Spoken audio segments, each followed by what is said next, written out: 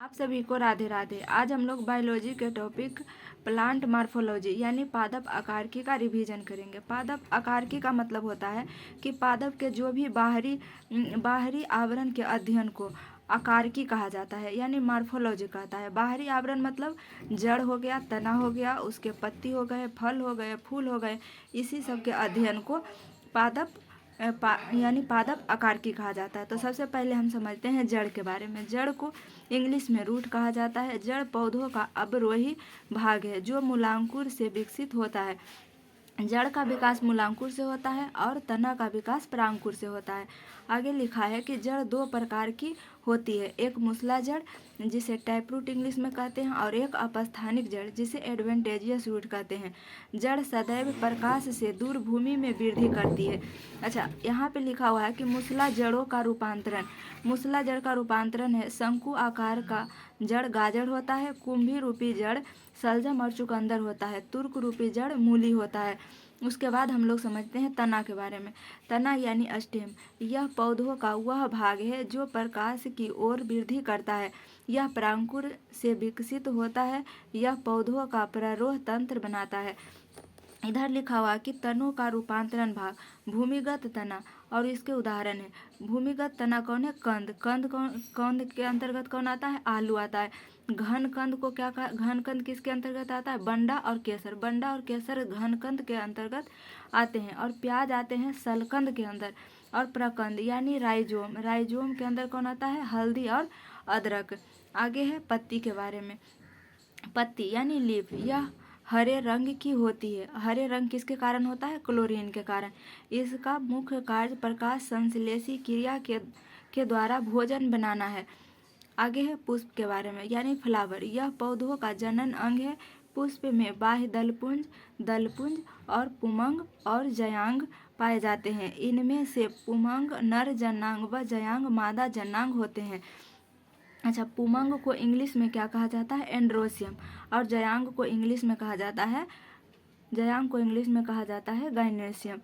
उसके बाद पुमंग के बारे में डिफिनेशन दिया हुआ है। पुमंग यानी पुमंग में एक या एक से अधिक पुंकेसर यानी स्टेम होते हैं। पुंकेसर में परागकण पाए जाते हैं। फिर आगे लिखा हुआ है जयांग के बारे में। इनमें अंडप होते हैं। अंडप के 3 भाग होते हैं, एक अंडाशय यानी ओवरी, वर्तिका यानी स्टाइल, वर्तिकाग्र यानी स्टिग्मा। फिर आगे परागकण के बारे में लिखा हुआ है। पोलन ग्रेन, परागकोश यानी एंथर, परागकोश से निकलकर अंडप के वर्तिकाग्र पर परागकणों के पहुंचने की क्रिया को परागन कहते हैं। परागन 2 प्रकार के होता है, एक स्वपरागन और दूसरा परपरागन। उसके बाद आगे हम लोग समझते हैं निषेचन के बारे में, यानी फर्टिलाइजेशन।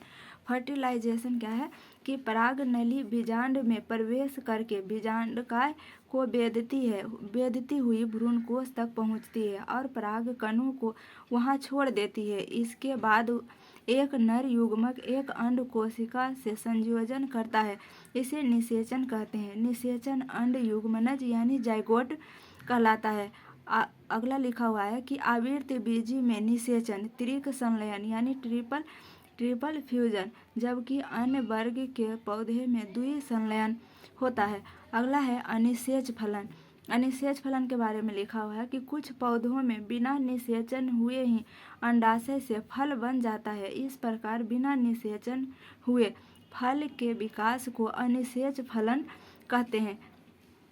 आगे है लिखा कि उदाहरण यानी साधारणतः इस प्रकार के फल बीज रहित होते हैं, जैसे केला, पपीता, नारंगी, अंगूर एवं अनानास आदि।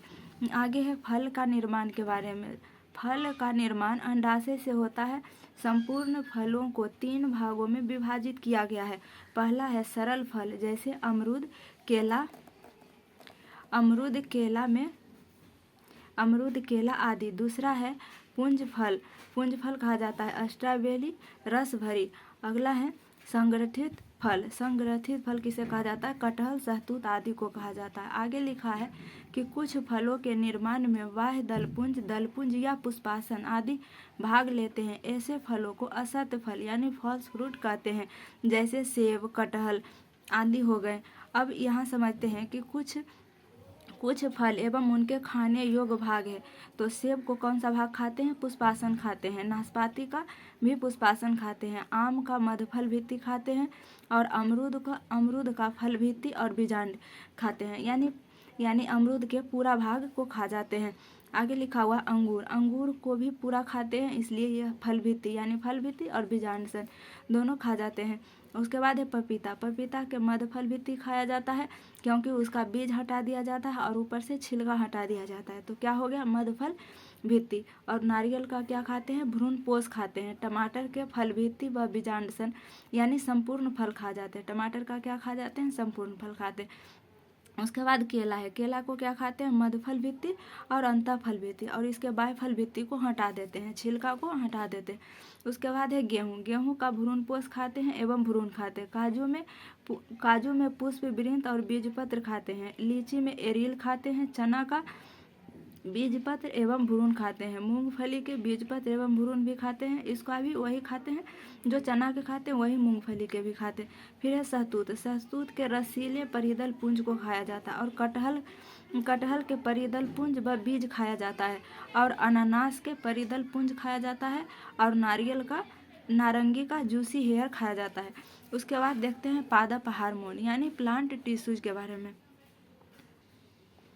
उसके बाद समझते हैं प्लांट टिश्यू यानी पादप ऊतक 2 प्रकार के होता है। एक विभाज्योतक ऊतक होता है और एक अस्थायी ऊतक होता है।